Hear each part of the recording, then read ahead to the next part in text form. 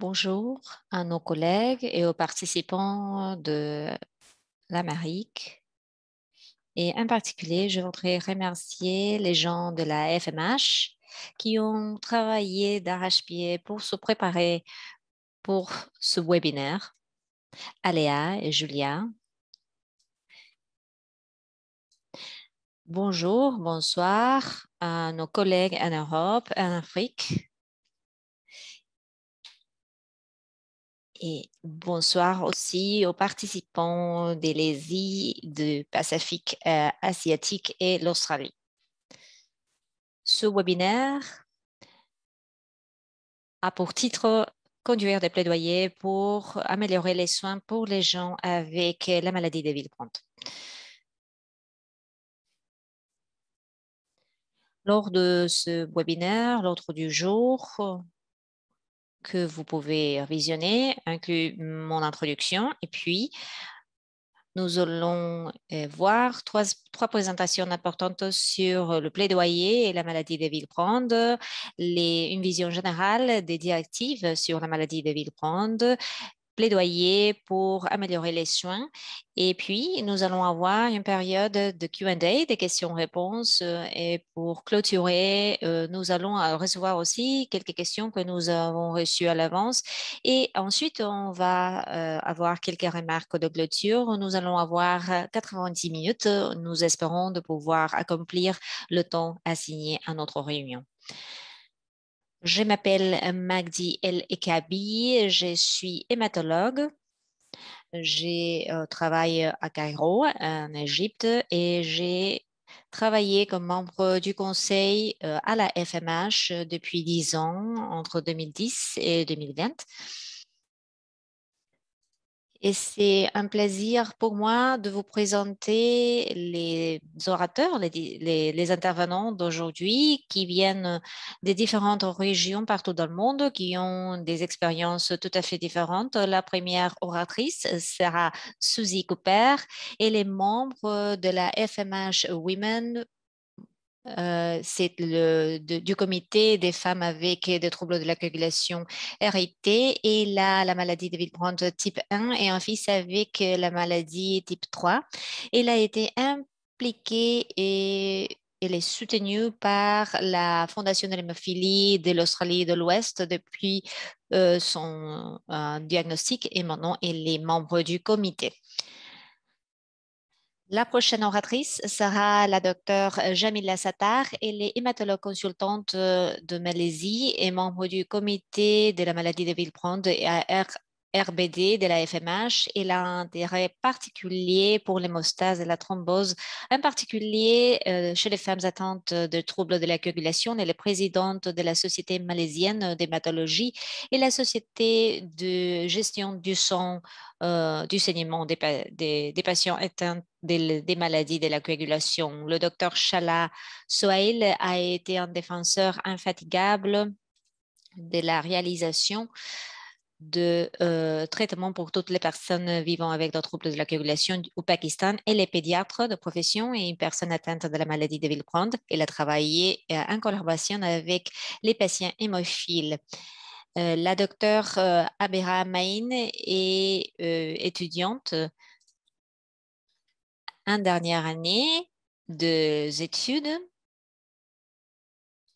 Elle est présidente du HFP Rawalpindi Chapter. C'est un groupe de jeunes gens où elle est impliquée depuis 2017. Elle vise à devenir hématologue et jouer un rôle dans le développement général des personnes atteintes de troubles de la coagulation au Pakistan. Dernièrement, nous avons Charity Pikiti, elle est journaliste. Elle est présidente de la Fondation zambienne du cancer de l'enfance et l'hémophilie et la Fondation d'hémophilie des Zambie. Elle a participé à ce travail depuis 9 ans et cela lui a donné beaucoup d'expérience à ce titre.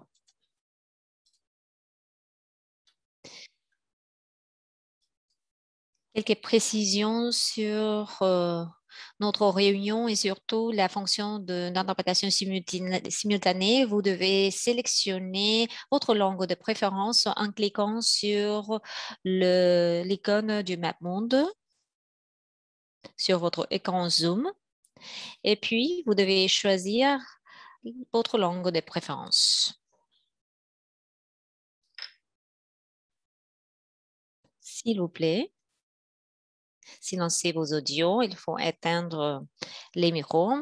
Il y a l'option aussi de silencer l'audio original en anglais pour ceux et celles qui vont écouter les présentations dans d'autres langues.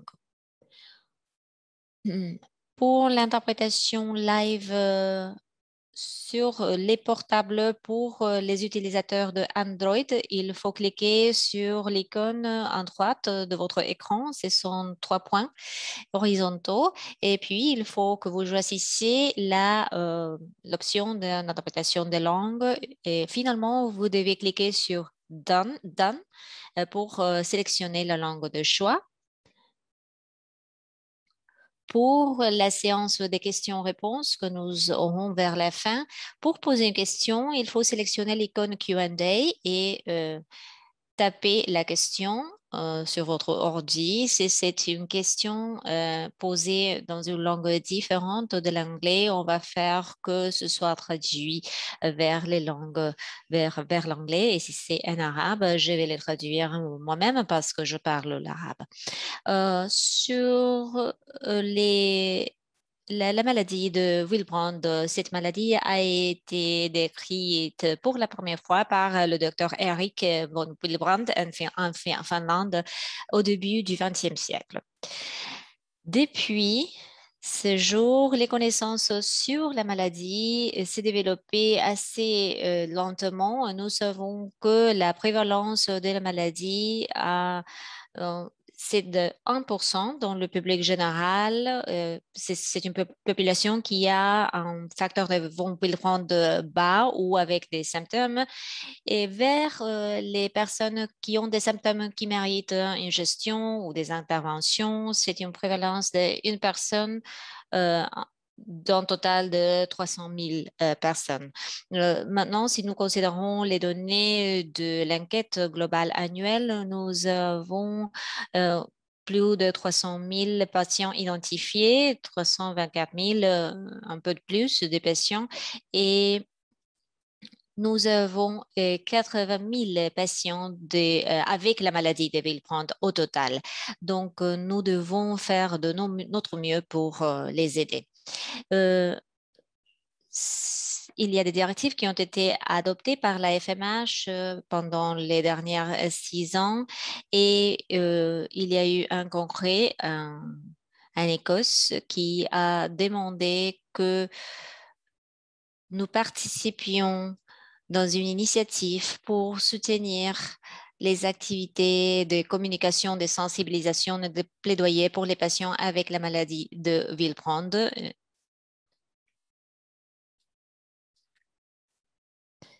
Au début de cette année, et dû aux efforts conjoint entre la Société américaine de l'hémophilie, la ISTH, la FMH et la Fondation nationale pour l'hémophilie, nous avons réussi à publier 2 directives, l'une sur le diagnostic de la maladie de Willebrand et l'autre sur la gestion, la prise en charge de la maladie. Ces directives seront expliquées par la docteure Jamila pendant sa présentation. Quelle est l'importance des directives? Pourquoi est-ce que les directives sont tellement importantes? Les directives ont pour but d'aider les cliniciens de prendre des décisions sur les alternatives de diagnostic et traitement. D'autres propos ou d'autres objectifs sont de donner forme à la politique, à l'éducation et au plaidoyer et seront utiles aussi pour déterminer les besoins futurs de recherche. Les directives peuvent être utilisées par les patients pour prendre des décisions informées. Ces directives ne sont pas un standard de soins. Les médecins doivent prendre leurs décisions sur la base de la présentation clinique de chaque patient idéalement à travers un processus partagé qui prend en soin les valeurs et les préférences des patients par rapport aux résultats anticipés de l'option choisie. Les décisions peuvent être limitées par les réalités dans un contexte clinique spécifique et les ressources locales, y compris les politiques institutionnelles, les limitations de temps ou la disponibilité des traitements. C'est-à-dire que ces directives nous aident à guider ou à bien soutenir la prise en charge idéale des patients atteints de la maladie de Villeprande dans le contexte des valeurs sociales et des circonstances locales où se retrouvent les patients. Donc, je suis ravie maintenant de demander à Suzy Cooper de participer, de parler sur les principes de plaidoyer. Suzy, vous avez la parole. Merci, Magdi. Je vais parler des quelques principes de plaidoyer. Je suis patiente, membre du comité de la Fondation de l'hémophilie de l'Australie de l'Ouest.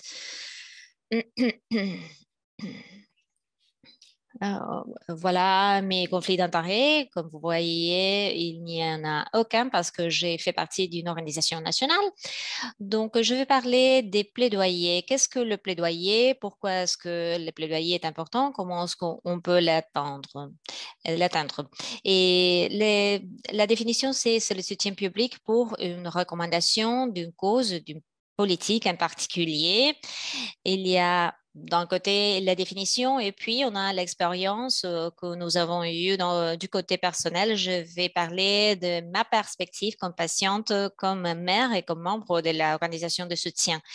L'application du plaidoyer en pratique, il s'agit d'être visible, de faire écouter nos voix, d'apprendre au fur et à mesure que l'on fait des progrès, d'être courageux.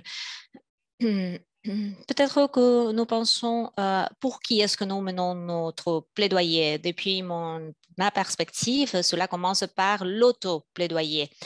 Le plaidoyer est une opportunité pour le bénéfice de plusieurs personnes qui peut apporter une représentation large dans l'organisation locale pour s'assurer que les patients avec la maladie de Willebrand soient inclus, y compris les femmes, bien sûr. Et cela comprend la visibilité pour ceux qui ne sont pas présents là, qui ne peuvent pas faire écouter leur voix. En matière de les personnes pour lesquelles nous conduisons notre plaidoyer, ce sont les personnes qui sont dans la salle, les personnes qui prennent leurs décisions peuvent répondre seulement s'il y a des besoins manifestes. Il faut avoir des données, des faits. Pour cela, il faut mener une recherche. Comme groupe de plaidoyer, nous manifestons parce qu'il y a quelqu'un qui nous écoute, qui considère nos expériences ainsi que nos besoins. La prochaine.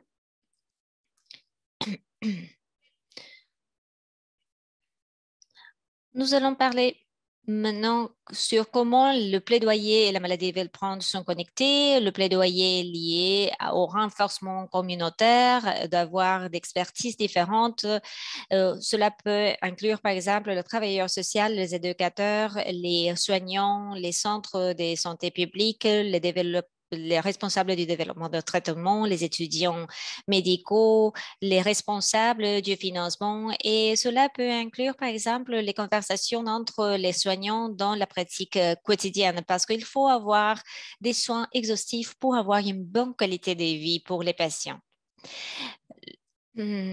À travers les plaidoyers, par exemple, j'ai pensé que je pouvais mener et conduire un plaidoyer pour avoir un bon traitement pour mon fils, par exemple. On m'a dit, par exemple, que je pouvais être l'expert pour mon fils. Donc, c'est la réalité de l'expérience quotidienne qui est tout à fait différente des livres, des manuels de médecine. Et initialement, pendant les premières années, j'ai retrouvé plusieurs pressions pour prévenir les saignements, pour avoir les meilleurs résultats, pour mettre de la pression. Et à travers les années, j'ai appris que le plaidoyer comprend aussi l'écoute. Pour être une meilleure responsable du plaidoyer, je dois apprendre ce que mon fils nécessite au travers l'acquisition de nouvelles informations. Donc, je pense que nous devons autonomiser d'autres pour un meilleur accès au traitement, pour vraiment à travers une bonne écoute et à travers la connexion aux ressources d'autres aussi. C'est ça ce que le plaidoyer veut dire pour moi. Donc, il faut améliorer la qualité de vie des patients avec la maladie de Villeprand. En général, il faut être curieux, il faut être novateur. Et il y a des personnes qui doivent raconter leurs histoires pour aller au-delà des données. C'est comme ça que les histoires acquièrent du sens.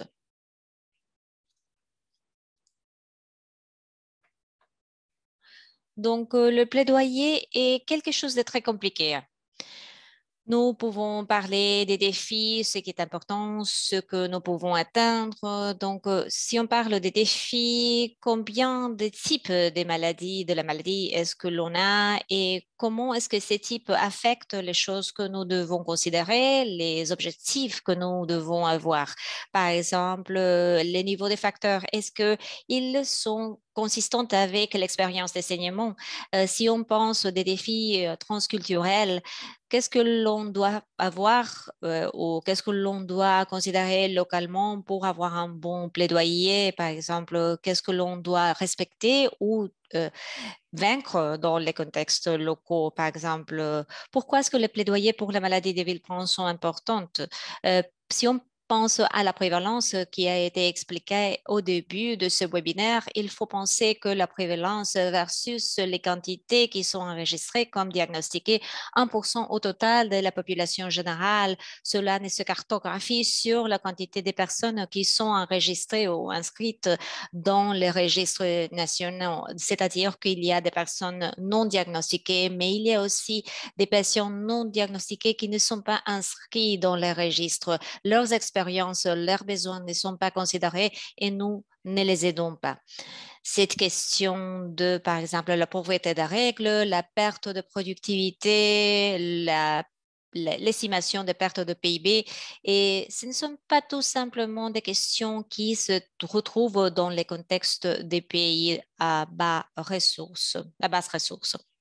Si on pense aux directives sur la maladie de Villeprand, ces directives sont le résultat d'un effort de collaboration entre différentes organisations. Donc, les représentants des pays, des patients ont été impliqués dans toutes les étapes. Nous devons en être fiers. Euh, nous ont été considérés et valorisés à toutes les étapes dans la création des directives. Donc, l'implication des patients démontre la considération pour la prise en charge des patients de la part de toutes les organisations. Les directives n'abordent pas toutes les situations cliniques. Bien sûr qu'il y a des questions et des variations qui ne peuvent pas être couvertes et nous avons pris une méthodologie très rigoureuse. Nous considérons les apports de la communauté. Les directives ont des recommandations sur les interventions, sur les traitements et si vous les lisez, il y aura un impact très notable sur les vies des patients, par exemple les chirurgies majeures ou mineures, les travaux dentaires, etc. C'est important de considérer que les directives sont un document technique, c'est-à-dire que leur utilisation va exiger une pensée flexible du point de vue des patients. Et les recommandations ne veulent pas dire que les traitements ne sont pas euh, adéquats. Ce sont simplement une recommandation selon les disponibilités de traitement.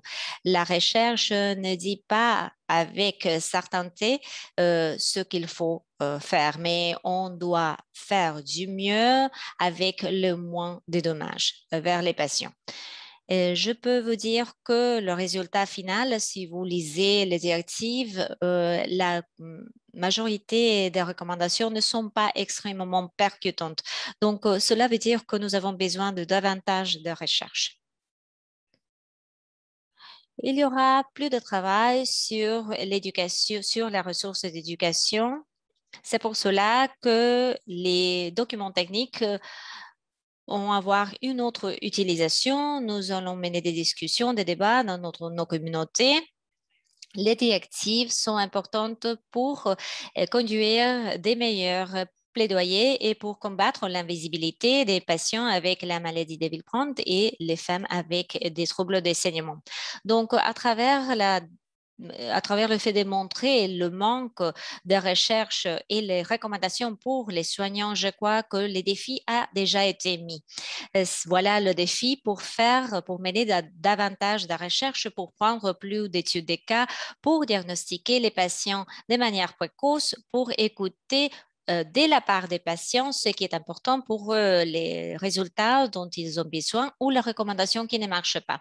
Donc, cela peut être utilisé même pour développer de meilleurs traitements. Merci.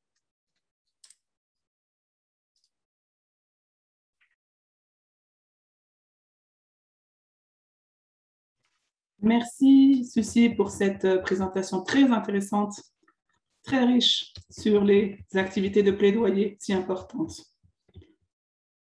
Il y aura certainement des questions à l'issue de ce webinaire et nous essaierons d'y répondre. Donc, c'est maintenant un plaisir pour moi de présenter Jamila Zata de Malaisie, qui va nous faire une présentation des directives liées à la maladie de Villeprand.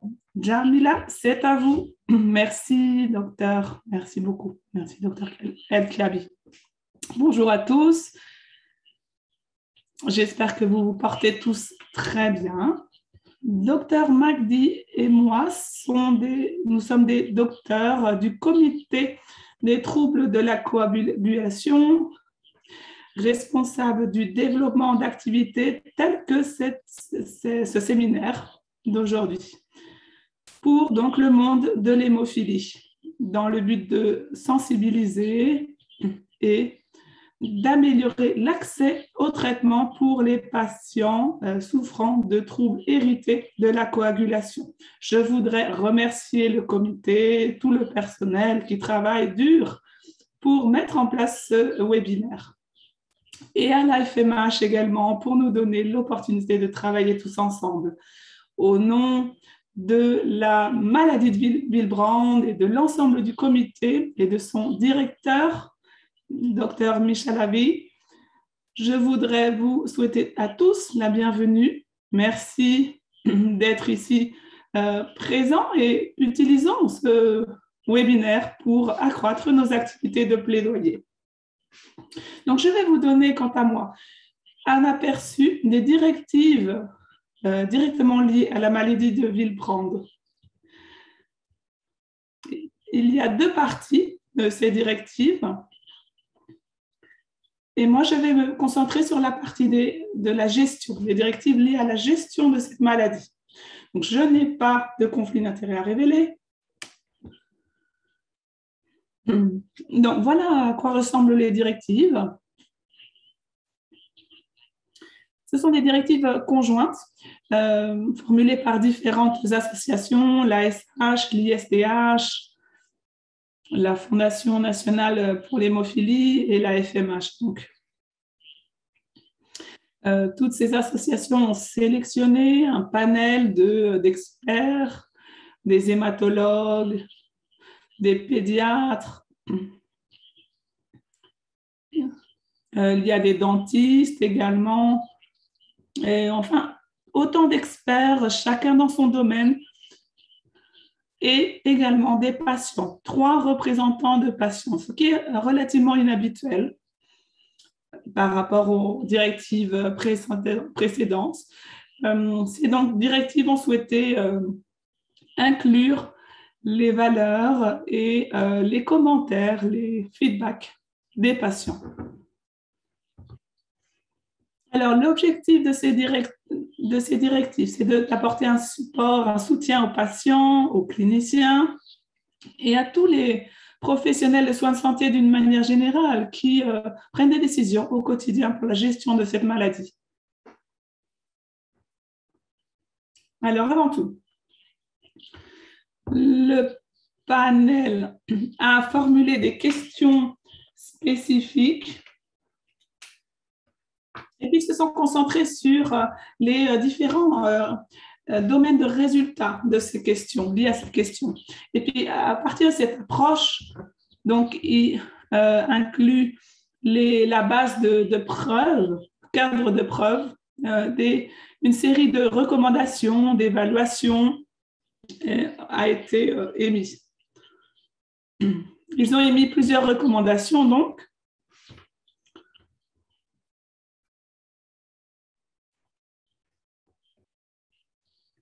Et autant de recommandations qui ont été mises en relation avec les différents aspects. Donc, le coût, l'acceptabilité du traitement, donc les preuves, on en a parlé, les valeurs du patient, et puis les avantages par rapport au risque. Donc, en prenant en compte tous ces différents facteurs, ces différents aspects, une série de recommandations cliniques a été émise. Alors, il y a des recommandations qui sont fortes et qui sont élémentaires, et puis des recommandations qui sont plus soumises à conditions. Donc, 12 recommandations ont été définies. La première concerne la prophylaxie à long terme. Qui devrait tirer profit de cette prophylaxie à long terme? Donc, les patients avec des saignements sévères et fréquents. Deuxième recommandation concerne l'essai à la desmopressine. Quel type de patient devrait en bénéficier? Donc, on voit là que ce sont les patients avec un facteur de Willebrand inférieur à 0,30 IU par millilitre. Avec cette spécification que si aucun essai n'est fait, le patient ne doit pas être traité avec la desmopressine. C'est une clarification importante. Ensuite, concernant la thérapie antithrombotique, ce sont les patients avec la maladie CVS.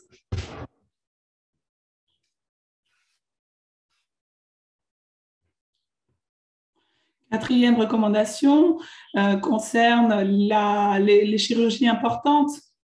Donc, il y a des niveaux de facteur F8 qui ont été ciblés. Donc, selon le niveau du facteur F8, on utilise ou pas un traitement. C'est-à-dire que si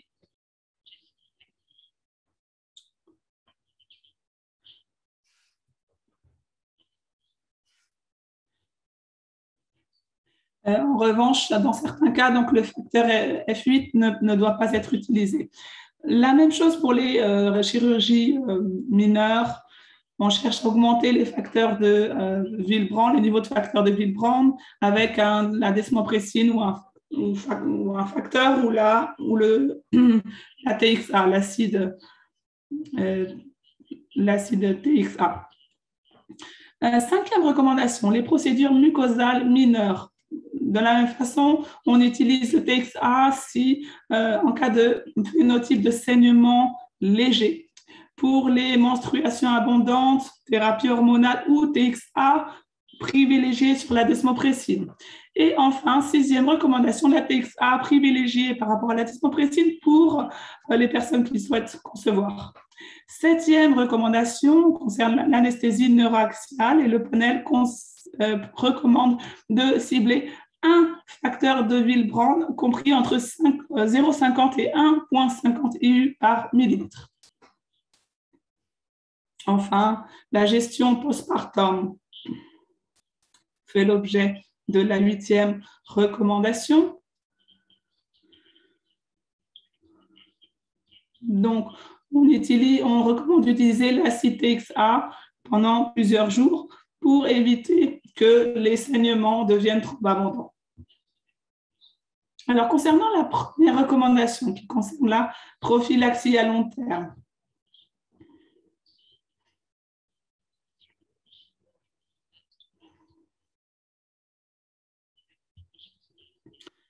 donc, la recommandation indique que chez les patients souffrant de la maladie de Willebrand avec un historique de saignement sévère et fréquent, le panel suggère d'utiliser la prophylaxie long terme plutôt qu'aucune prophylaxie. Donc, c'est une recommandation conditionnelle en fonction d'une certaine preuve d'effet observés.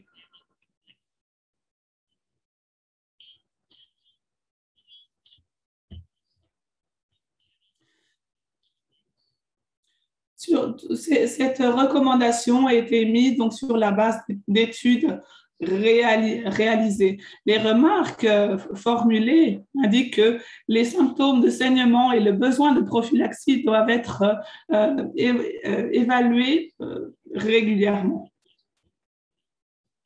Cela a été défini donc, dans le cadre d'essais randomisés.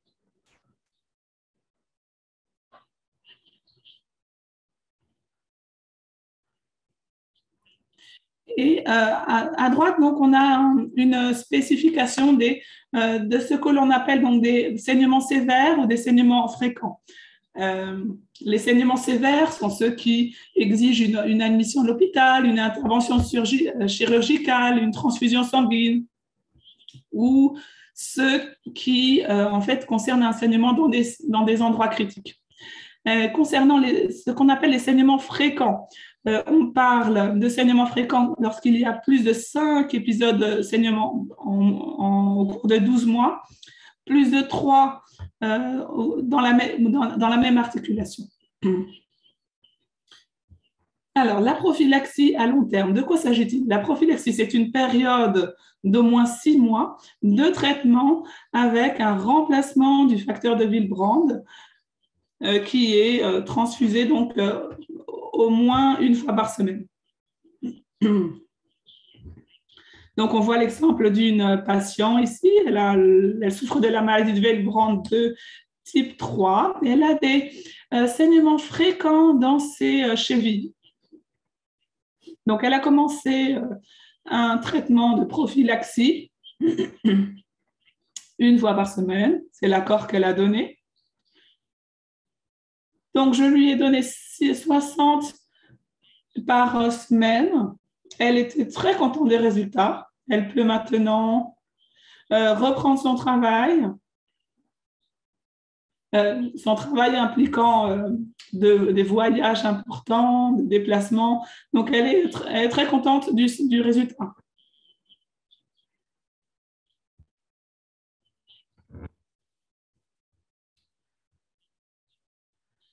De la même manière, ces saignements auparavant abondants, menstruels, ont été considérablement améliorés.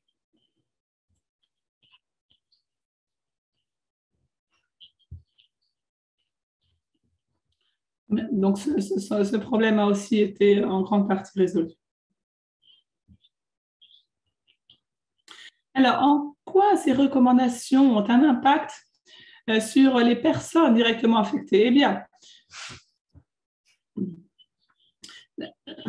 cela réduit en général les épisodes de saignement, cela réduit les marthroses, cela réduit, donc, comme on l'a vu, les saignements menstruels abondants. Il y a en général une réduction des hospitalisations également, et puis d'une façon générale, cela améliore la qualité de vie. Et les patients sont en général contents du traitement qu'ils reçoivent. Et puis, cela également permet d'aboutir à des changements politiques. On voit des effets au sein du ministère de la Santé, on voit l'effet des activités de plaidoyer grâce justement à ces bons résultats obtenus auprès des patients.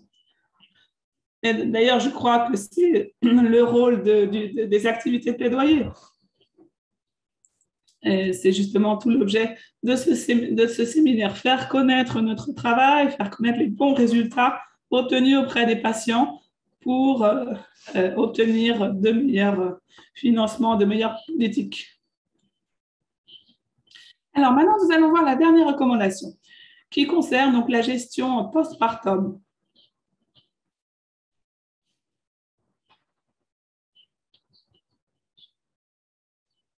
Donc, le panel suggère l'utilisation d'acides tranexamiques. En revanche, suggère de ne pas l'utiliser si les femmes ont une maladie de Willebrand de type 1 ou des niveaux de facteurs de Willebrand faibles. Et cela peut également s'appliquer pour les types 2 et 3 au cours de la période postpartum. Bonne pratique implique que l'acide tranexamique doit être donné systématiquement par voie orale ou par voie intraveineuse. Alors, la dose orale, dans ce cas-là, est de 25 mg par kilo pendant 10 ou 14 jours, ou plus longtemps, donc si le saignement se poursuit.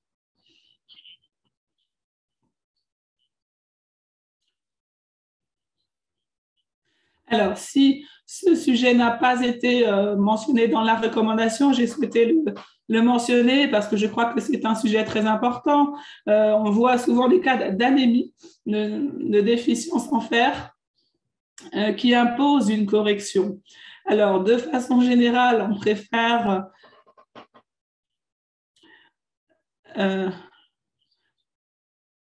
l'utiliser, le transfuser par voie intraveineuse, surtout lorsque l'on a affaire à des pertes sanguines très importantes.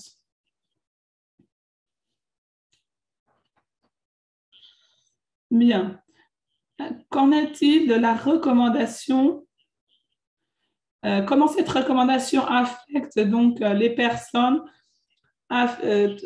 vivant avec la maladie de Willebrand? Eh bien, quels sont les effets observés? Eh bien, cela réduit le risque d'hémorragie postpartum, primaire et secondaire. Donc, cela réduit par conséquent le besoin de transfusion sanguine, le risque d'hématomes vaginaux également.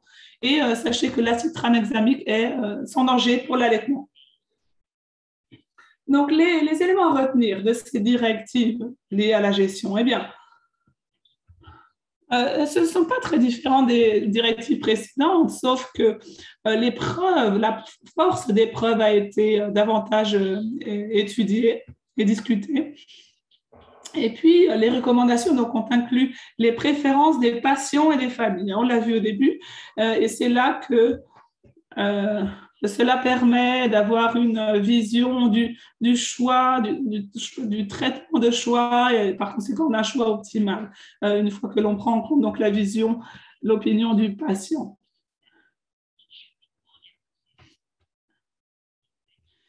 Il conviendrait de mettre davantage l'accent sur la prévention et le traitement de l'anémie, la déficience en fer, notamment avant la conception, de façon anténatale et puis, bien sûr, pendant le postpartum. Parce que l'anémie est associée à des besoins de transfusion sanguine, à de nombreuses complications. Donc, c'est à mon sens l'accent qu'il convient de faire et concentrer davantage nos efforts sur cet aspect. Alors, ce que ces directives montrent, c'est que nous avons besoin de davantage de résultats de recherche. La recherche notamment concernant la prophylaxie.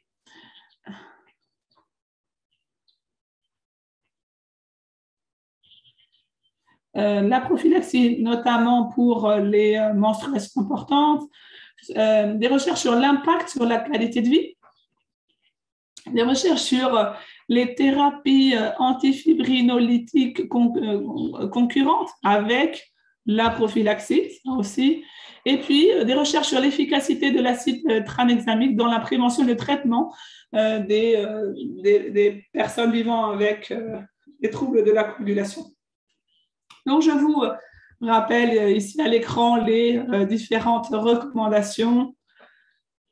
J'espère que ma présentation a été claire. Quoi qu'il en soit, je serai ravie de répondre à l'issue de ce séminaire à vos questions. Merci beaucoup.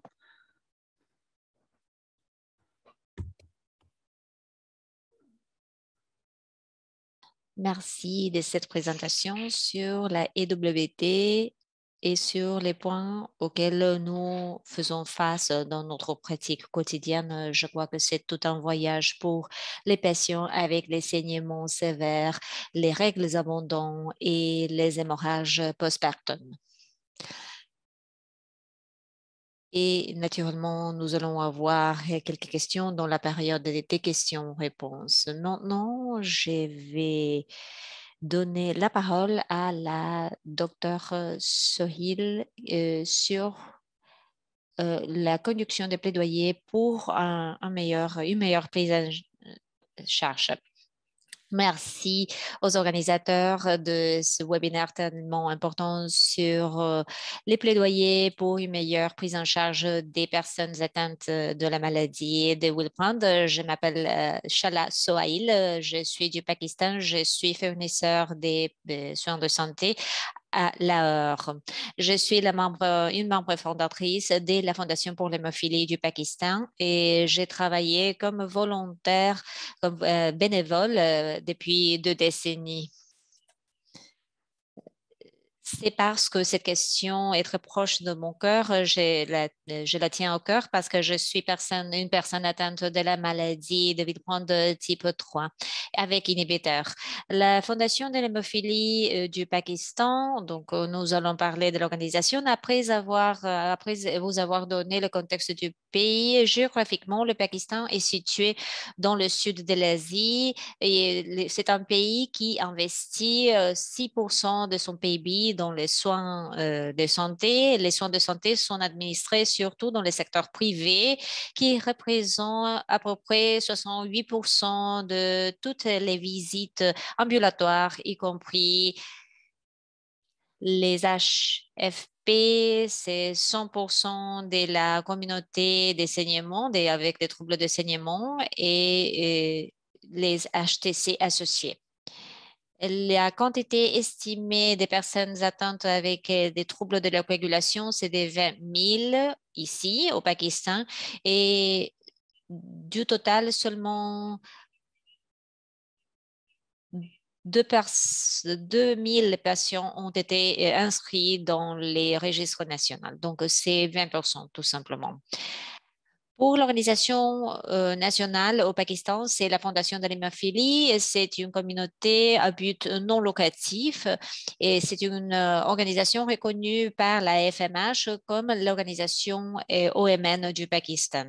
Elle est considérée comme un réseau au niveau national pour les personnes atteintes des troubles de la coagulation au Pakistan. C'est une organisation qui conduit des plaidoyers auprès du gouvernement pour une prise en charge des qualités et en toute sécurité. C'est une association qui assure la provision du traitement, des soins et des soutiens pour les personnes avec des troubles de la coagulation à travers ses chapitres de province et ses HTC, ses centres de traitement de l'hémophilie. Son liaison est avec des donateurs internationaux pour assurer les aides humanitaires et c'est une organisation qui participe à l'engagement et l'autonomisation communautaire. Si on parle spécifiquement sur la maladie de Willebrand, les chiffres du registre national des patients du 23 août 2021, c'est de 3 400 personnes avec des troubles de la coagulation inscrites dans le registre. De ce total, 396 personnes ce sont des patients avec la maladie de Willebrand, c'est-à-dire c'est 11% du total. Les patients, les ratios entre mâles, entre hommes et femmes, c'est, comme vous le voyez, 204 hommes et 192 femmes. C'est 48 contre 51%. L'analyse des tendances, comme on le peut voir dans le cas de la maladie de Willebrand, c'est qu'il y a un manque de conscience, il y a un manque de sensibilisation sur la maladie et ses conséquences. 11% des personnes inscrites, c'est tout ce que nous avons dans le registre total. cela est dû au manque d'accès aux centres de diagnostic et c'est dû aussi aux normes culturelles et circonstances sociales qui conduisent à des incidents accélérés de la maladie développemente, c'est-à-dire les mariages intrafamiliales et les mariages entre cousins. L'augmentation des sensibilisations à travers l'inclusion des mères porteuses et les sœurs des personnes atteintes de la maladie aussi le renforcement de l'autonomisation des femmes et aussi la sensibilisation en général et dans les différents secteurs. Si on parlait des plaidoyers sur la maladie de Villepinte, le plaidoyer est un processus que nous avons installé lorsque nous devons pressionner, mettre de la pression pour une cause, pour une question. Le plaidoyer doit être programmé avant de le conduire. Et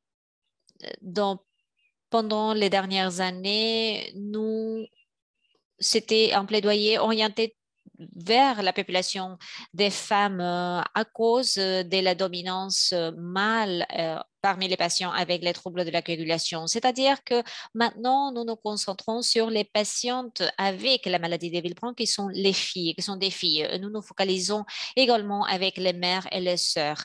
Il y a un conjoint, un ensemble des actions ciblées pour les soignants aussi. Un séminaire a été organisé pour distribuer de l'information pour à éduquer, former et construire un système de soutien dans la famille et influencer la communauté pour donner davantage de soutien. Nous avons aussi généré une demande pour la mise en place de programmes de soutien psychosocial pour les femmes avec la maladie qui sont stigmatisées et qui doivent faire face à la marginalisation. Le but est de souligner l'importance des programmes ou des projets pour la formation des docteurs, pour l'éducation des patients et pour signaler les questions psychosociales qui affectent les patientes femmes avec la maladie. Notre organisation a travaillé d'arrache-pied sur la maladie et ses défis et nous avons entrepris de faire face aux défis que nous devons affronter pour conduire notre plaidoyer en faveur de ces patients. Nous avons signé le Call to Action, l'appel à l'action pour la maladie de Villepinte au niveau global et nous assurer de son engagement. C'est quelque chose qui a été entreprise au Canada il y a quelques années. Il y a aussi un lien très clair entre le traitement et le bien-être des patients, surtout dans les cas de jeunes filles pendant la ménarque. Parce que pour que les filles puissent utiliser la contraception orale ou les hormones, les filles doivent savoir pourquoi elles doivent recevoir ces médicaments. Et il faut aussi avoir une bonne gestion des accouchements et il faut prendre soin des patientes durant la période postpartum. Il faut avoir un bon leadership et il faut avoir une grande diversité des membres dans l'équipe soignante. Par exemple, des gynécologues, des hématologues, des physiciens, des pédiatriciens. Et c'est pour cela qu'il faut travailler comme ça. Les patientes doivent avoir des attentes raisonnables et il faut développer des messages dans l'avenir parce qu'il y a la question des mariages arrangés, les stigmates, les tabous. Il faut avoir une évaluation des risques de la santé reproductive dans les cas des saignements abondants parce que les ressources sont limitées. Il faut aussi avoir des données réelles, raffinées, vérifiables au moment de parler à ces filles. Les plaidoyers pour la maladie de Villepinte implique plusieurs défis, mais nous devons avoir les moyens pour les surmonter. Les défis sont le manque de sensibilisation. C'est toute une question ici dans notre pays parce qu'il y a un taux d'analphabétisme assez haut, la pauvreté, le manque d'accès au traitement des questions religieuses et ethniques, des restrictions dues aux problèmes sociaux et culturels que nous avons ici. Il faut les techniques pour surmonter les défis peuvent être par exemple l'organisation de séminaires de sensibilisation sensibilisation, de conseils privés, des symposiums dans les écoles, les collèges, les universités, à travers les médias électroniques ou la presse. Et nous pouvons aussi organiser des programmes de sensibilisation comme des séminaires dans des collèges ou des universités pour les femmes. Dans cette photo, par exemple, il y a une travailleuse communautaire qui mène un séminaire dans un collège et une infographie pour éduquer les filles. Et à droite, nous voyons une photo d'un symposium organisé dans une université médicale. Les directives sont très adéquates à notre contexte. Les directives sont très claires et concises. Elles sont adéquates pour être mises en place dans les pays avec des ressources à basse ressources. Ils ont une relation très claire entre les cliniciens et les recommandations des cliniciens et les valeurs des patientes, les traitements et les interventions, les éléments de comparaison, etc. sont très adéquats. Il faut considérer qu'avec la maladie de Willebrand, on peut avoir des saignements très sévères. C'est pour cela qu'il faut mettre en place la prophylaxie. La maladie de Willebrand peut peut se manifester avec une maladie cardiovasculaire. C'est pour cela qu'il faut administrer des médicaments antiplaquettaires. On doit prendre soin des chirurgies majeures et mineures.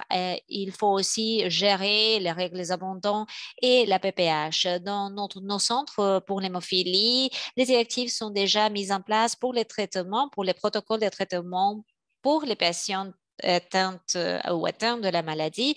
Voilà les publications pour les femmes, pour les hommes, pour leurs parents et voilà les brochures que nous avons à gauche et l'infographie à droite. Donc, merci beaucoup de votre attention. J'ai été ravie de participer à ce webinaire. Merci beaucoup, Dr. Sohail, de cette présentation tellement importante sur les plaidoyers pour la maladie de Willebrand, surtout parmi les femmes atteintes de la maladie. Maintenant, nous allons avoir une présentation de la part de la Dr. Abira Maïn. Elle va parler des défis dans les soins de la prise en charge de la maladie de Willebrand au Pakistan. Merci, docteur, de votre introduction. Bonjour à toutes et à tous. Je vais commencer avec mon introduction. Je m'appelle Abira Maïn. J'ai travaillé comme docteur dans un hôpital. Je suis une personne atteinte de la maladie de Willebrand type 3, sa forme sévère. Et j'ai été secrétaire conjointe de la Fondation de l'hémophilie du Pakistan et je suis présidente d'un groupe de jeunes, des jeunes patients atteints de l'hémophilie. Et je travaille avec la société de Rawalpindi et je suis membre du chapitre. Je travaille aussi comme présidente du groupe de jeunes des patients de l'hémophilie. C'est une société de bien-être pour ces patients de Rawalpindi. Je travaille avec des femmes avec la maladie de Willebrand. Je vais travailler sur les défis auxquels nous faisons face du point de vue des patients au Pakistan. On commence avec le début. Le premier défi auquel nous faisons face, c'est le manque de sensibilisation parmi les patients, les familles, la population en général, les soignants, la communauté médicale, puisque la maladie de Willebrand n'est pas tellement prévalente. Même si c'est une maladie très habituelle, si on la compare avec d'autres maladies au Pakistan, le diagnostic est pourtant très difficile. Donc, il y a d'autres maladies comme par exemple les déficiences à facteur 7, 8, 9, l'hémophilie ABC. Ce sont des maladies très habituelles. Qui se présente avec enseignement et c'est pour cela que le diagnostic se passe à un âge très précoce. Mais dans la maladie de Willebrand, il y a des gens qui ne sont pas conscients de l'avoir et c'est pour cela que c'est une maladie sous-diagnostiquée en général. pendant l'enfance, les problèmes sont par exemple les saignements de gencives ou les saignements des nez. Et ce sont des problèmes non diagnostiqués ou sous-diagnostiqués parce qu'il y a plusieurs personnes qui n'ont pas d'accès au centre de diagnostic. Donc, on n'a pas les dépistages diagnostiques nécessaires dans les hôpitaux parce que ce sont des tests spécialisés qui sont très coûteux.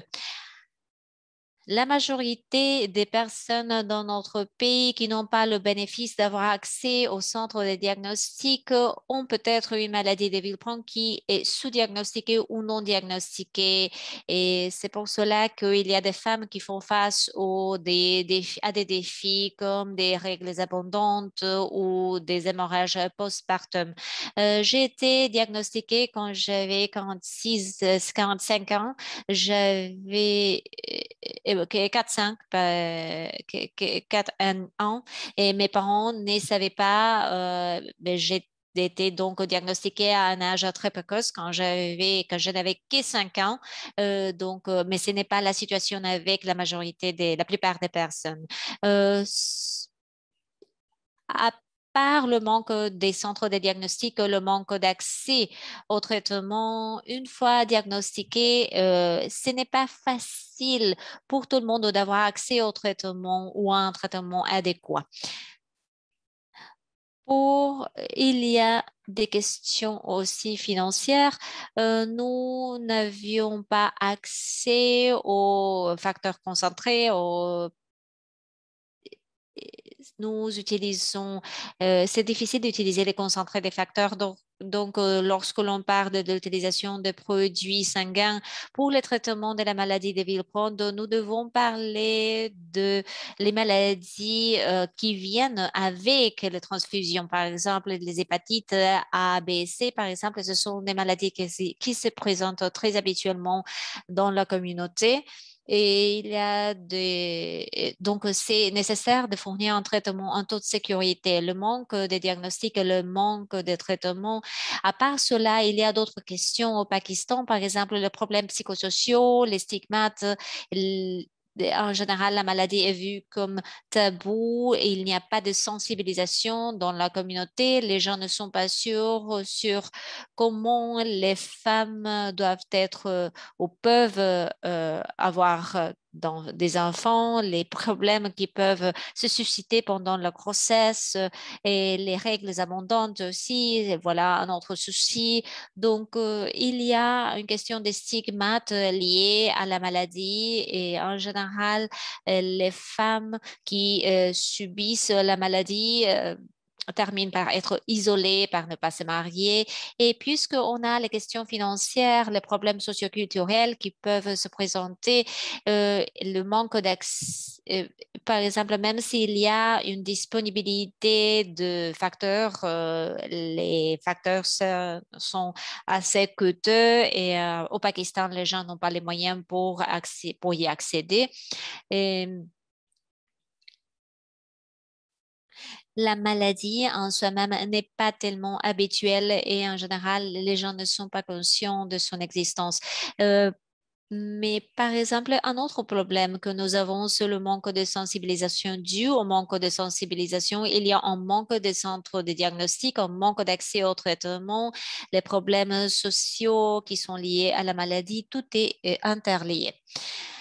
Si on parle de comment on peut surmonter les défis, je vais parler du rôle de la Fondation de l'hémophilie au Pakistan et ses chapitres.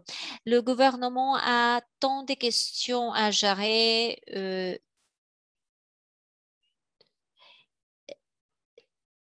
Il y a d'autres questions, donc, à gérer les troubles de la coagulation dans le monde, ou le domaine des troubles de la coagulation. La maladie de Villeprand n'est pas considérée comme tellement importante. Nous avons développé avec d'autres organisations et avec les patients, nous avons développé différentes initiatives pour résoudre ce problème. Euh, donc, le rôle de la Fondation de l'hémophilie et ses chapitres est très respecté. La Fondation de l'hémophilie au Pakistan enregistre au niveau national et ils ont fait en sorte que les patients soient bien informés et leur donner accès au traitement. Et si on parle de la sensibilisation, nous avons conduit des séminaires à travers des médias numériques, à travers la presse, à travers des symposiums. Donc, nous avons utilisé tous les moyens pour sensibiliser la communauté avec les troubles de la coagulation, surtout parmi les patients atteints de la maladie de Villebrand pour améliorer leur qualité de vie. Lorsqu'il s'agit des femmes avec la maladie de Villebrand, c'est très important d'être attentif aux femmes avec la maladie pour qu'elles aient accès au traitement, pour être des citoyens utiles pour la société. Parmi d'autres choses, il faut avoir des femmes avec les troubles de la coagulation dans nos organisations, surtout les femmes avec la maladie de Villebrand. Il faut avoir des groupes de femmes dans les chapitres pertinents et le groupe de soutien. Et un autre facteur, ce que nous avons la helpline, une ligne d'aide pour les personnes qui n'ont pas d'accès au traitement, qui ne peuvent pas utiliser les réseaux sociaux ou qui n'ont pas d'accès aux hôpitaux. Nous avons donc développé une ligne d'aide, une helpline au niveau national pour que les gens puissent avoir accès aux informations ou pour que quelqu'un puisse répondre aux questions. Si on parle sur comment on peut surmonter les défis, notre fondation et les autres organisations qui travaillent pour la communauté avec des troubles de la coagulation, il faut se rappeler que l'échelle est très petite puisque le gouvernement ne s'implique pas.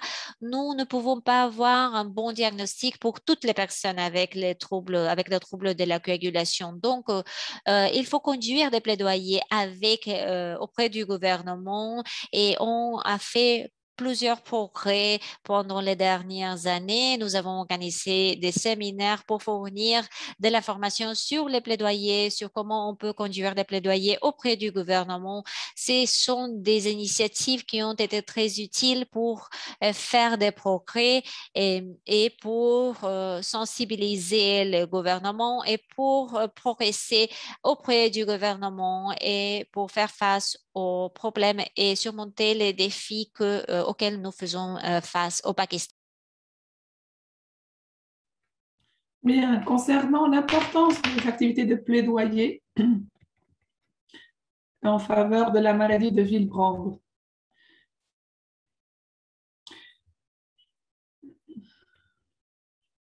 Une fois que le gouvernement est au courant et bien conscient des difficultés qui sont les nôtres, il est plus facile d'assurer la disponibilité des installations de diagnostic et d'assurer, par exemple, un accès plus facile à des traitements sûrs et à des traitements pour tous. Cela permet également l'introduction de différentes compagnies pharmaceutiques pour la provision des facteurs de remplacement qui sont, vous le savez, un sujet important. Cela permet également d'assurer l'importation facile et concentrée de facteurs. Merci beaucoup d'avoir participé à ce webinaire, de m'avoir écouté et j'espère pouvoir répondre ensuite à vos questions. Merci beaucoup pour cette présentation sur les défis de la communauté du Pakistan et sur les efforts effectués pour mener à bien des activités de plaidoyer. Nous allons maintenant écouter la présentation de Charity Piketty qui nous présentera les activités de plaidoyer pour de meilleurs soins pour les personnes souffrant de la maladie de Villebrand en Zambie.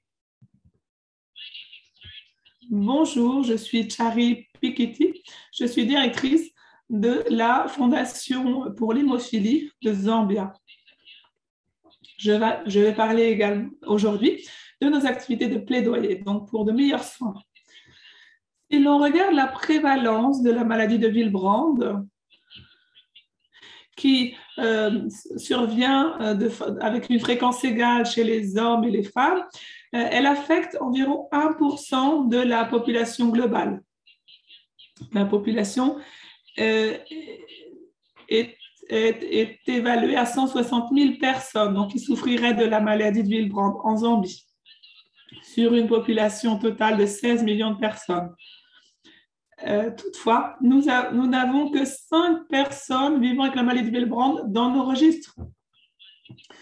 Contexte du pays, il y a très peu de connaissances sur la maladie de Willebrand en Zambie. Nous avons beaucoup de femmes qui décèdent suite à l'accouchement à cause de saignements excessifs. Donc, c'est un sujet que nous essayons de porter, de sensibiliser avec les médias. Et nous avons commencé à présenter toutes les questions, tous les problèmes liés à ces maladies pour les faire connaître. Et surtout, pour éviter ce fléau des morts en couche. Alors, comment a travaillé notre organisation nationale sur la maladie de Willebrand? Eh bien, nous avons réalisé un partenariat avec le ministère de la Santé qui a constitué vraiment un très fort pilier qui était central. Et nous avons centré notre communication sur une femme qui est décédée suite à des saignements excessifs dans la partie nord de Zambie. Il a été découvert que son fils souffrait d'hémophilie et donc probablement elle était elle-même décédée des suites de cette maladie. Son fils bénéficie maintenant du programme de soins en Zambie. Et donc cette femme que nous avons perdue aurait pu être sauvée si elle avait été diagnostiquée, parce qu'en fait, il s'est avéré qu'elle vient d'une famille de personnes souffrant de saignements, de troubles de la coagulation. Elle est probablement décédée plus particulièrement de la maladie de Willebrand. Donc, nous avons cherché, grâce à l'exemple de cette femme, à sensibiliser la population à cette maladie. Nous utilisons pour cela les médias dans la langue locale, les différentes langues locales.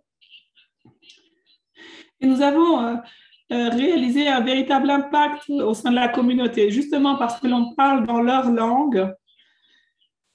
Et nous pouvons ainsi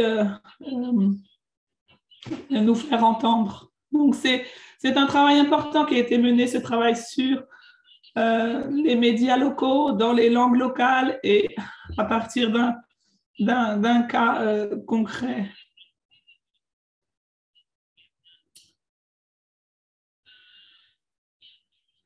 Donc, nous sommes très heureux du partenariat avec l'association des infirmières de Zambie également. Ils sont très demandeurs, preneurs pour travailler avec nous et nous souhaitons, grâce à cette collaboration, renforcer les connaissances.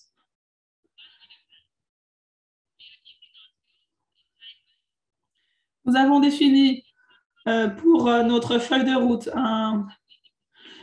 un ensemble de directives et d'étapes à franchir concernant notre travail, notamment sur la maladie de Willebrand. Nous nous concentrons surtout sur les femmes et nous avons commencé déjà, grâce à l'aide de la FMH,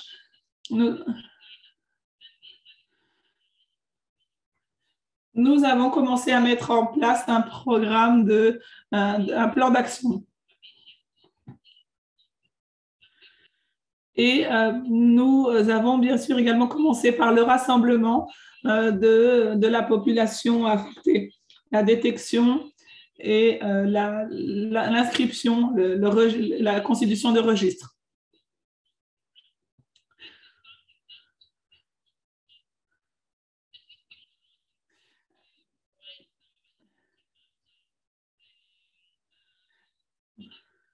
Alors, avant la mise en place de ce programme, il était difficile de savoir quelles étaient les personnes qui travaillaient dans le domaine de cette maladie de Willebrand.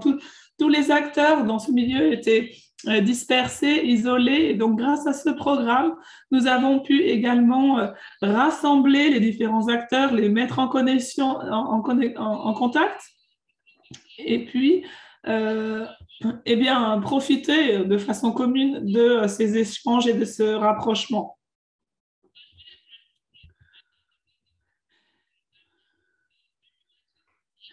Alors, sachez que la maladie de Willebrand et les autres troubles de la coagulation en Zambie font l'objet de nombreuses rumeurs et croyances. Il y a de nombreux mythes, de nombreuses stigmatisations également, et puis malheureusement la violence basée sur le genre associée à cette maladie. Donc là aussi, c'est un domaine de travail, un élément important de notre plan d'action.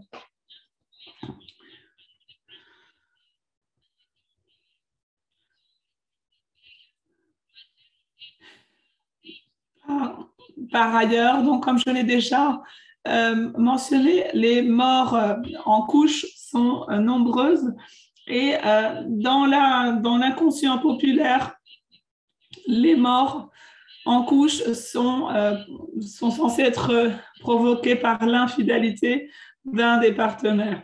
Donc, c'est contre tous ces mythes, ces idées reçues que nous devons travailler.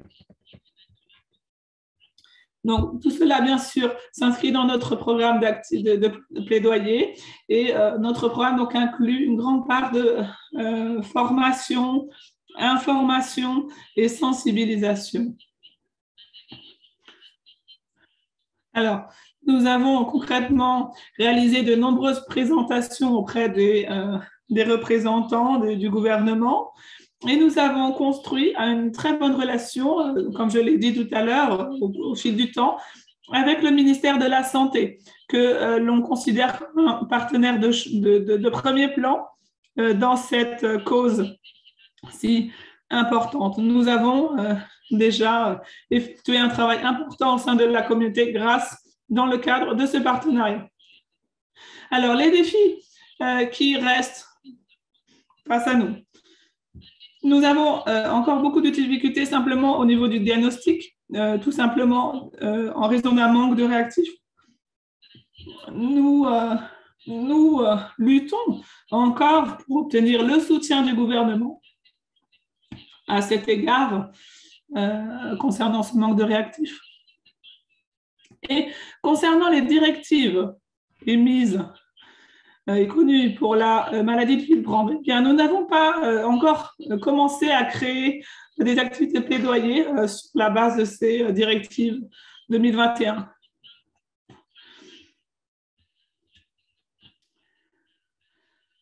Alors, lorsque vous ne cherchez pas quelque chose, vous ne pouvez pas le trouver. C'est quelque chose que nous avons bien compris. Et donc, lorsqu'il n'y a pas de diagnostic, c'est impossible d'effectuer de la recherche. Donc, nous avons cherché à concentrer nos efforts sur le diagnostic parce que c'est l'élément clé, fondamental, le point de départ à l'ensemble de nos actions. Et donc, une fois que l'on aura réussi à intensifier ce programme spécifique pour la maladie de Willebrand, nous allons pouvoir incorporer petit à petit ces directives dans notre document local. Et donc ça, c'est encourageant. Et bon, c'est un travail par étapes. Quoi qu'il en soit, il y a de nombreuses femmes désormais atteintes de la maladie de Willebrand qui se sont jointes à nous et qui ont offert leurs efforts. Nous avons une équipe formidable et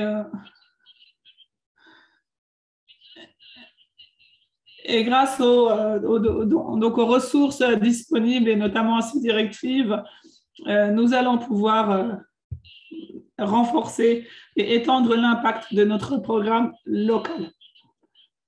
Donc, j'en profite pour remercier notre équipe formidable qui fait un travail formidable sur le terrain et qui aura certainement, qui sera d'un appui précieux pour l'ensemble des centres de nos pays et l'ensemble des cliniques.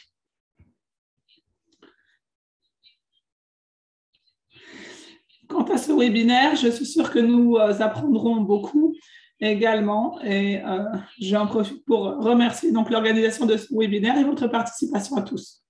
Merci. Merci Charity pour cette présentation très intéressante sur le travail effectué en Zambie sur la maladie de Willebrand. Bien, donc je voudrais maintenant demander à tous les intervenants d'allumer leur caméra pour que nous puissions débuter la séance de questions-réponses. Alors, je voudrais d'abord remercier vraiment l'ensemble des orateurs. Les présentations ont été particulièrement intéressantes et ciblées. Et vous avez également respecté le temps imparti. Nous avons maintenant 10 ou 15 minutes qui nous restent pour la séance des questions-réponses.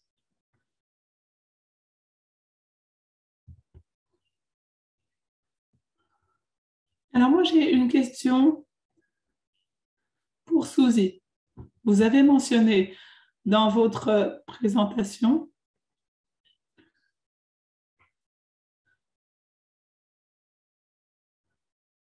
vous avez parlé des menstruations, la pauvreté menstruelle. Eh bien oui, la pauvreté menstruelle, en fait, c'est tout simplement le manque d'accès à tous les accessoires indispensables pour une femme qui traverse la période de menstruation. Et ce problème, bien sûr, ce problème est accentué pour des femmes souffrant de saignements abondants. Et dans certaines régions, les femmes ont très difficilement accès à ces produits sanitaires absolument essentiels. Il y a également des droits d'éducation qui ne sont pas respectés. Et puis ensuite, cela a un impact sur leur capacité à trouver un travail, etc. Donc, c'est tout cet écosystème qui se met en place que j'appelle la pauvreté menstruelle. Alors, vous avez parlé, quant à vous, des femmes souffrant de la maladie de Willebrand. Vous avez mentionné que la connaissance sur cette maladie serait importante pour les femmes. Donc, en tant que femme et membre du comité des femmes souffrant de la maladie de Willebrand, est-ce que vous pouvez nous parler de votre expérience ?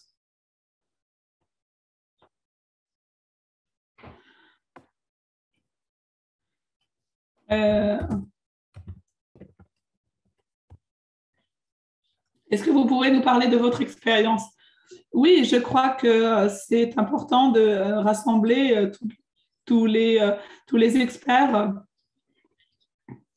et bien sûr, donc inclure les sages-femmes parce que c'est une profession clé dans ce domaine. Et donc, je crois qu'il convient de les inclure dans les programmes les programmes universels incluant différents corps de métier.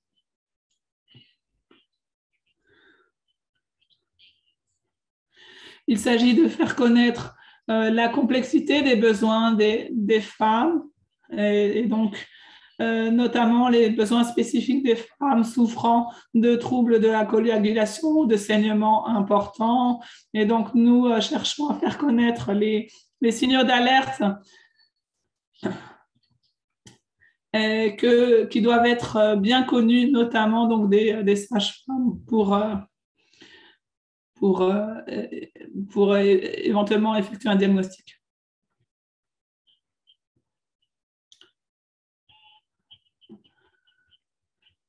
Je pense que c'est important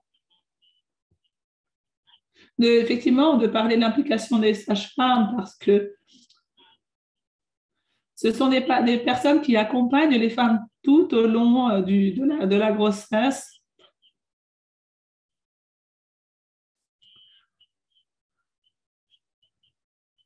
Et nous considérons que augmenter la sensibilisation de ces femmes, renforcer leur connaissance aura un véritable impact sur la prise en charge de ces femmes, donc à ce moment clé de la grossesse et de l'accouchement.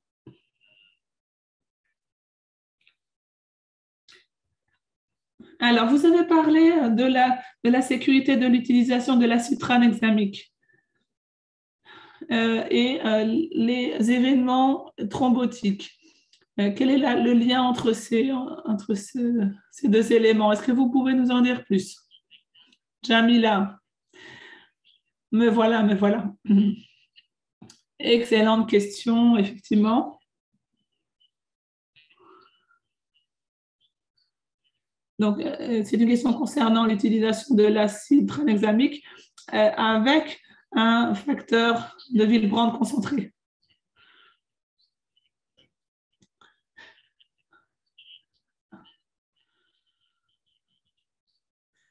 Alors, moi, j'ai déjà fait ce traitement, utilisé ce traitement. Par chance, je n'ai jamais eu d'événement de thrombose à déplorer.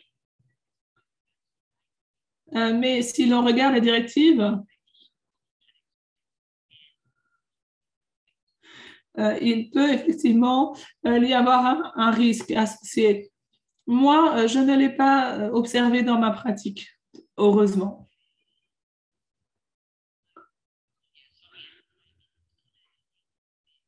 Alors, je suis désolée, je crois que ma ligne Internet n'est pas très bonne. Est-ce que vous m'entendez bien? Oui.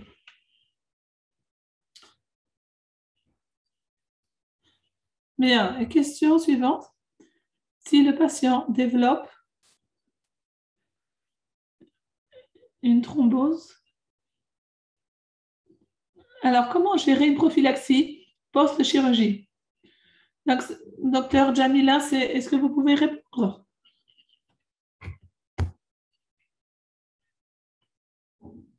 C'est une question assez difficile. La question est liée au fait si le patient développe un thromboembolisme veineux, est-ce que cela est lié à la chirurgie ou à la grossesse?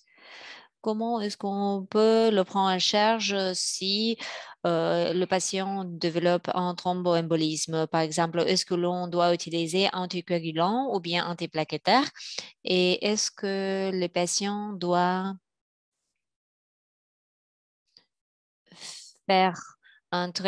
suivre un traitement prophylaxique après la chirurgie? Je considérerai le contexte de la thrombose ainsi que la sévérité du saignement, la sévérité en général du patient. Est-ce que le patient a eu une thrombose? Dans ce cas-là, je dois la traiter sans aucun doute. Si les patients présentent un haut risque de saignement, je vais commencer à administrer un traitement prophylactique. C'est une question difficile à répondre. Une autre chose à considérer, c'est de faire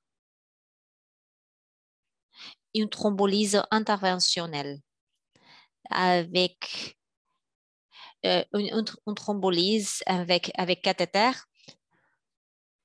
dans la zone affectée par la thrombose. C'est une question très difficile à répondre.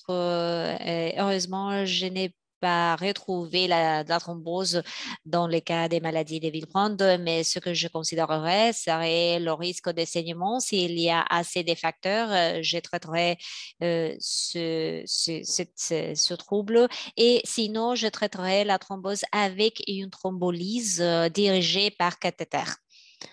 J'ai retrouvé plusieurs patients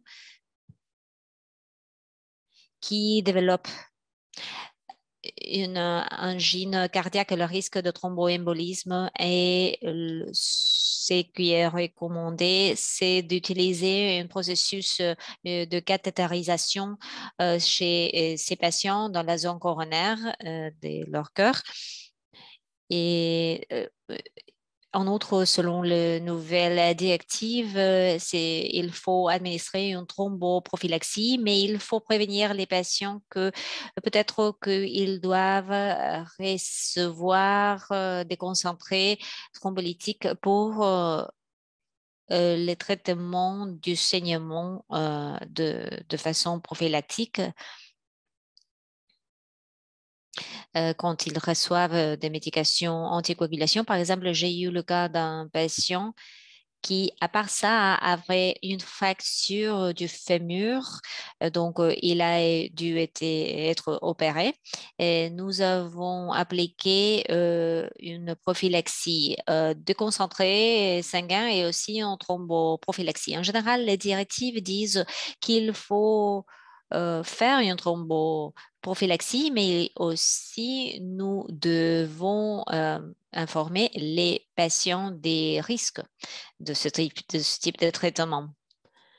Docteur Soel, votre présentation s'est focalisée surtout sur les problèmes des femmes et apparemment cela vient de votre... C'est une question que vous tenez très bien à cœur. Donc, est-ce que vous pourriez approfondir cette question? Il faut que vous allumiez votre micro, Docteur Soel. Oui, voilà.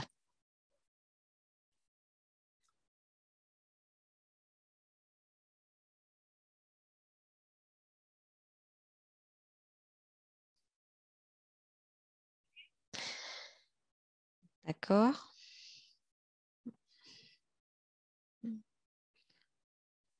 Hmm, vous êtes en muet.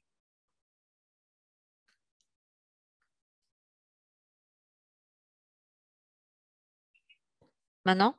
Oui.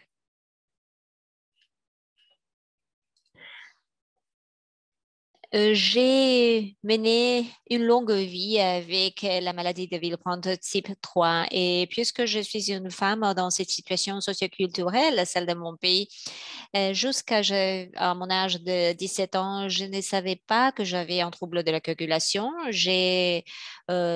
On m'avait dit que j'avais un trouble de la coagulation et ça y est. C'était seulement après je me suis diplômée à l'université, je suis allée au Royaume-Uni et c'est là où je me suis rapprochée du département de l'hématologie pour qu'ils me disent ce que j'avais. J'ai fait quelques examens et diagnostics et on m'a dit que j'avais la maladie de Villeprand type 3 qui était une maladie assez sévère. Voilà le diagnostic que j'ai reçu. Je ne voudrais qu'aucune fille habitent ou vivent avec un diagnostic ambigu sans savoir que faire. Donc, pendant mon jeune âge, j'ai reçu des transfusions de sang. Cette expérience m'a dit que je devais faire quelque chose pour combattre cette situation. Quand je suis revenue au Pakistan, la situation n'avait pas changé.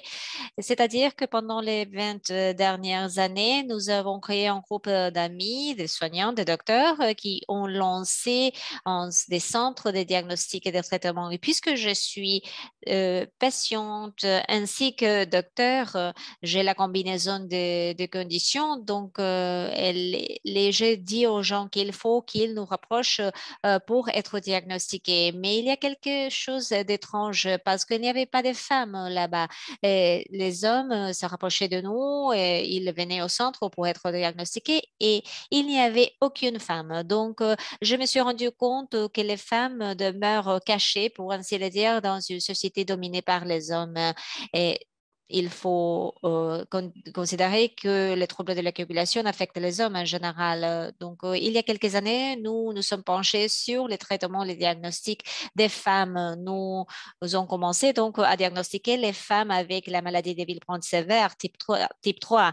C'est pour cela que nous avons tant de patientes avec un gène récessif. C'est parce que les mariages intrafamiliales sont très communs dans ces parties du monde, des mariages entre les cousins, par exemple.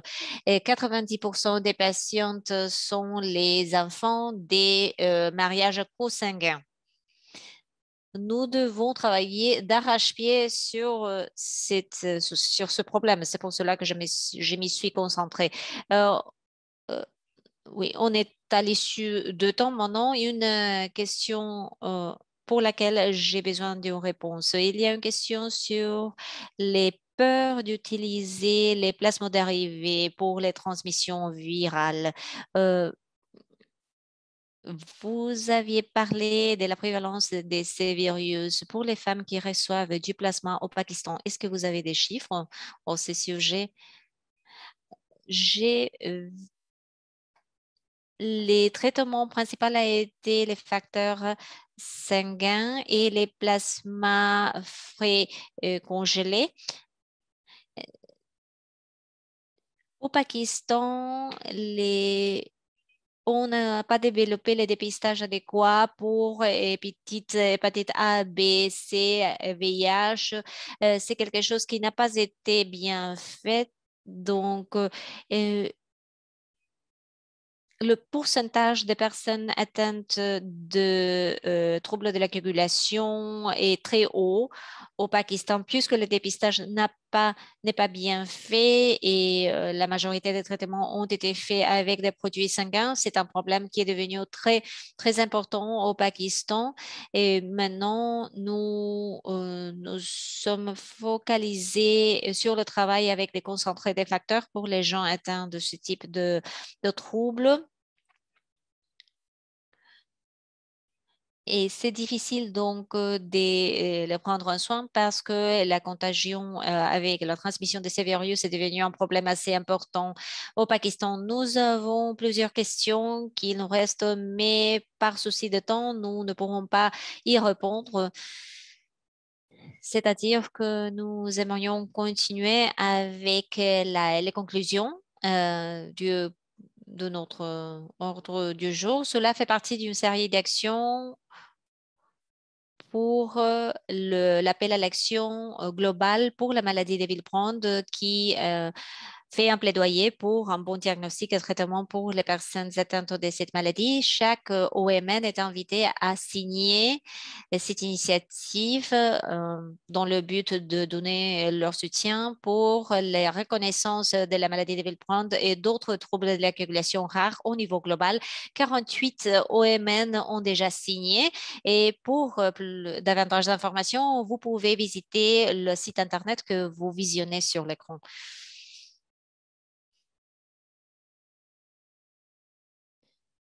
Un autre pour des questions, si vous avez des questions, vous pouvez vous contacter avec la FMH ou les orateurs. Voilà les liens Internet que vous visionnez sur l'écran et vous pouvez visiter les sites Internet donc, que vous voyez sur l'écran.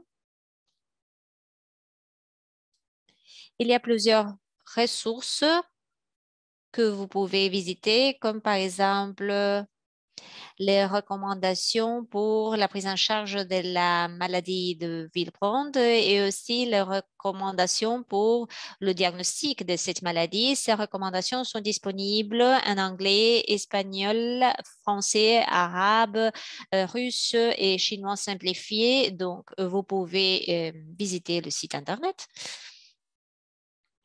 Pour les événements que nous nous en aurons deux qui sont très importants. Par exemple, le sommet d'accès et des politiques globales.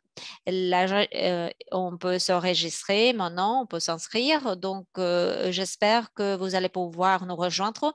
Et en novembre, nous allons avoir le congrès de la FMH, édition 2022. qui se tiendra à Montréal ou bien virtuellement. C'est la réunion internationale la plus large pour la communauté des troubles de la coagulation et vous allez pouvoir vous inscrire bientôt. Et finalement, je voudrais vous remercier de mon cœur. Prenez soin de vous. Merci à toutes et à tous.